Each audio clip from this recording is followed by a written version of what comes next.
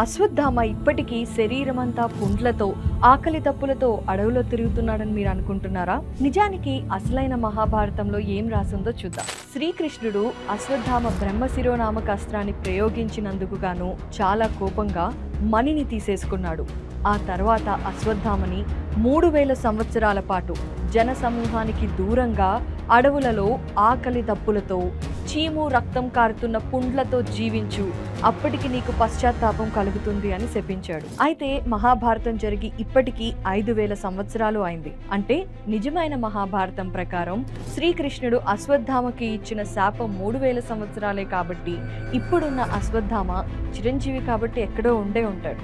కానీ మనమందరం అనుకుంటున్నట్టుగా ఆకలి దప్పులతో లేదా రక్తం చీముతో నిండిన పుండ్లతో మాత్రం లేడు. ఇలాంటి నిజమైన మహాభారత విశేషాలు తెలుసుకోవాలి అంటే ఇప్పుడే లిపి ఎపిక్స్ మహాభారత యాప్ని డౌన్లోడ్ చేసుకోండి. నా జీవితంలో మీ అభిమానంతో పాటు ఎన్నో పురస్కారాలు పొందాను. ఆ పురస్కారాల్లో నాకు చాలా చాలా సంతృప్తించిన పురస్కారం ఇది కూడా. మీరు కూడా లిపి ఎపిక్స్ యాప్ని డౌన్లోడ్ చేసుకోండి. మహాభారతంలో ప్రతి పర్వాన్ని పూర్తి చేసి సర్టిఫికెట్ పొందండి.